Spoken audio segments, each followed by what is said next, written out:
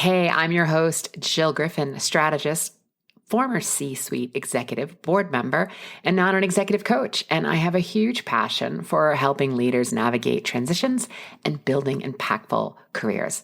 The Career Refresh is the place where we talk about actionable insights to lead, thrive, and succeed in today's workplace. And listen, I have had the pleasure of helping thousands at this point of professionals achieve their goals, elevate their team performance, and navigate the art of reinvention. Watching and getting to guide someone as they are in the transformation of reinvention, first for themselves and then for their teams, is one of the most impactful experiences I've ever had the pleasure to be a part of in my career.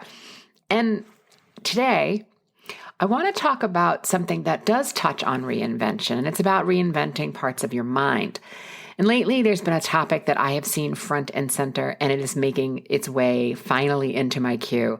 I'm seeing it in the workplace, in conversations, and networking groups. It's all over the dang media, even if it is not obvious, and that is scarcity.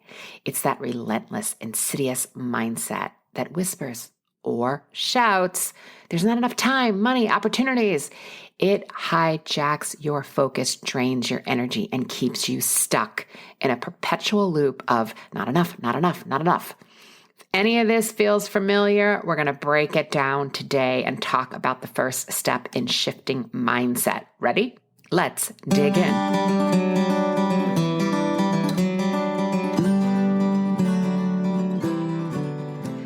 Scarcity thinking. It is exhausting. It sucks the joy out of your accomplishments. It feeds that imposter syndrome or that fraud complex, and it fuels burnout. It's the enemy of creativity and resourcefulness.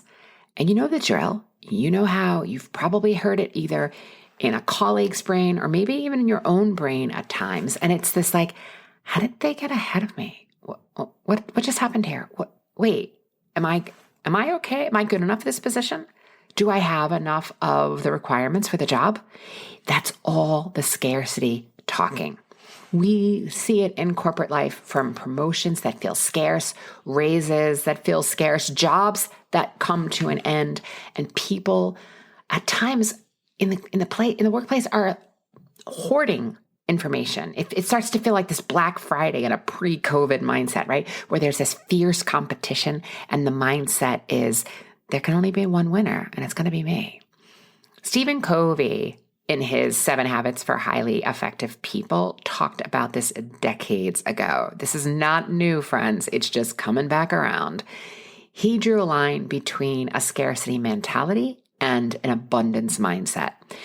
Simply put, scarcity, again, is that it's never enough. It says there's never enough. Whereas abundance says, you know what? There's plenty to go around. It'll be my turn. I'll get my share. It'll work out. It'll all be okay. And I want us to really pause and really think about what we're doing with our minds, who we're associating ourselves with when they're saying these things, the type of media we're consuming, and where it's constantly telling us that we are not enough, or that we don't have enough, or that we don't do enough.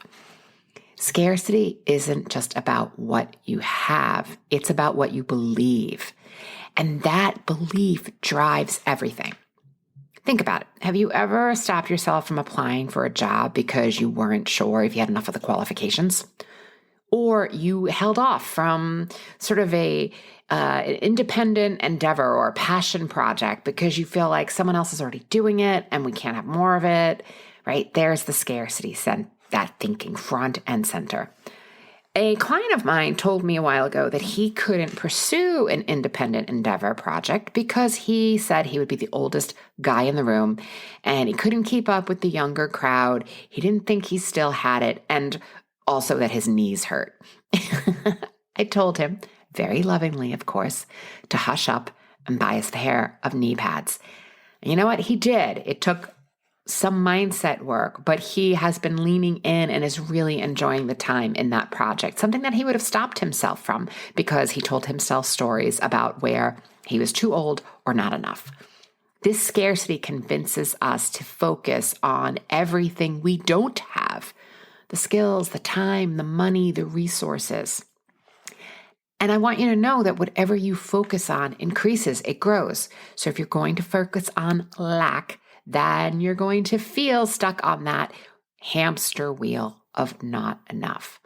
Let me just call it out, right? If you're jumping from one job that you hate or one job that you've been recently laid off, the answer isn't, okay, I'm just going to fix it. I'm going to go someplace else. And you're sort of in that frenetic, I got to fix this. It's a scarcity. I got a new job, right? That's where Jon Kabat-Zinn says, wherever you go, there you are. You cannot outrun scarcity by changing your job title or your LinkedIn profile. The mindset is going to follow you. You can't hustle your way out of scarcity. That's sort of like starving yourself and expecting yourself to feel great when you hit goal weight. You're not going to get there. You're going to be pale and pasty and really hungry. And yeah, you'll get there if you starve yourself, but it's just not sustainable. Scarcity will even sneak into your wins. Have you ever hit the promotion, got the job, the career milestone, nailed the project, sold the deal, did it, and your immediate thought is, okay, what's next? There's no time to celebrate. You're just going on to the next goal. That's scarcity too, because on the brain science side of things, you're not completing the reward cycle. Your brain doesn't realize it's got it, so it keeps chasing to get that hit. And I did an episode a while back on understanding why pausing and celebration matters, and I'm going to drop that into the show notes. You should definitely check that out. So breaking it down, scarcity at its core is the belief that there's not enough to go around. You're definitely not getting your piece of the pie. And it's the mindset that creates this unnecessary competition, both with yourself and with others. And ultimately, it keeps you in a fear-based position. It's this, you know what, there's a cap on what I can earn. I can't go higher than that. You know what, I would love to switch careers, but I'm just not going to make enough money. I'm not going to be able to make ends meet. You know what, people like me don't get these kinds of opportunities. You know what? I only have about 7 of the 10 requirements for this. I shouldn't apply. I'm not going to make it worth my while. And it kind of feels gross. And friend, I don't care if you are around people who are talking this way. Don't participate. I want you to try to pause and if possible, walk away, get some air, claim a drama-free zone.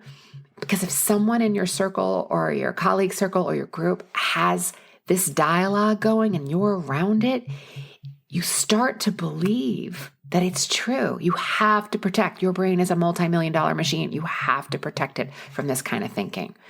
So when it shows up and your brain keeps telling you this, what do you need to do? Well, you need to rewrite the narrative that you're saying. I am not saying there are not times that there are failures and things don't work out our way. I'm talking about the insidious, ever-flowing thread that flows through conversations of reminding us that it's not going to work out and it's not enough. So I want you to picture your brain like a rocking chair on a rug. And the more you rock in the same spot, this is in this case, thinking the same thoughts over and over, the deeper the grooves are going to get on the rug. In order to change that pattern, you have to nudge the chair out of those rungs, those ruts, and move it elsewhere. That is neuroplasticity. That is how you're changing your brain. So how do you do it? Okay, well, 1, I want you to confront the shitty little committee in your head.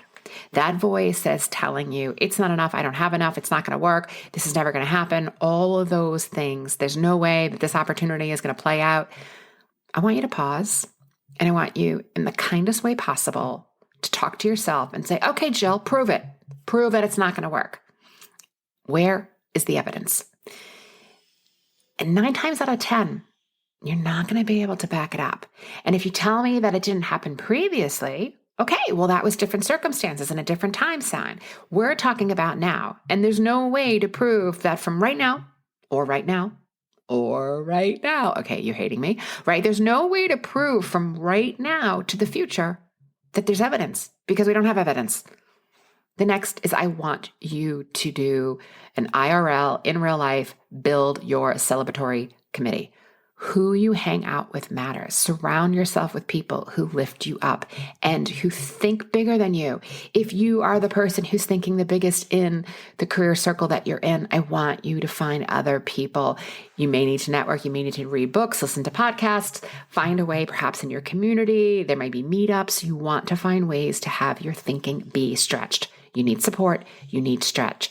When I find that I'm shrinking or not doing the things that I set out for myself to do this quarter, I'm like, wait a second, what am I doing? My head's been down. I'm not networking. I'm not in my groups that I want to be around, groups where I look at other people and I'm like, oh my God, that's amazing that they're doing that. You know what? I bet you I can do something, something like that, right? Not copying them, but something like that. And that's what we're talking about. These people do not have to be your best friends. You can find them at work, industry events, online communities, join a group coaching, right? You can find them there too. I also want you to start a morning mindset practice. This is a morning growth practice, and it is about journaling. I do like pen to paper always, but if you want to do it in your notes app, fine. It's not going to make that much of a difference, but go for the pen and paper if you can. Spend 5 minutes in the morning and just answer questions. How am I feeling today? What's the word I want to think about for the day? What's my focus for the day? I often have words like focus, determination, warrior energy. Sometimes it's kindness. Sometimes it's ease. It really depends on what do I need to give myself today? I always look at what I appreciate and I'm grateful for. It is really important to me to look at all the abundance that's already around me. And if you're having a day where you're feeling like I can't find the abundance, where possible, I want you to look out the window and I want you to count all the shades of green you see or all the shades of brown you see. And this get your brain into seeing abundance in the simplest form. Count the birds in the sky, right? I know this sounds really, really simple, but it's getting your mind into looking at the abundance of what's there versus looking at or trying to find the lack of what's there. I want you to ask yourself, why was today worth waking up? What's on the agenda? What did I learn yesterday? How did I grow yesterday? And what are my goals for today? Those are just simple questions. It takes a couple of minutes. Jot them down in the morning. Get them out. And once you've looked back on that paper, I want you to look for any sneaky scarcity thoughts. Is there anything that you are dragging yourself with? Are you coming from that lack or are you in that abundance? Then it's shifting to that appreciation. Abundance isn't about having enough. It's also that recognizing of it. The more you focus on what you do have and what is going right, the more you are going to feel better, insert positive emotion, and then take an action from that positive emotion.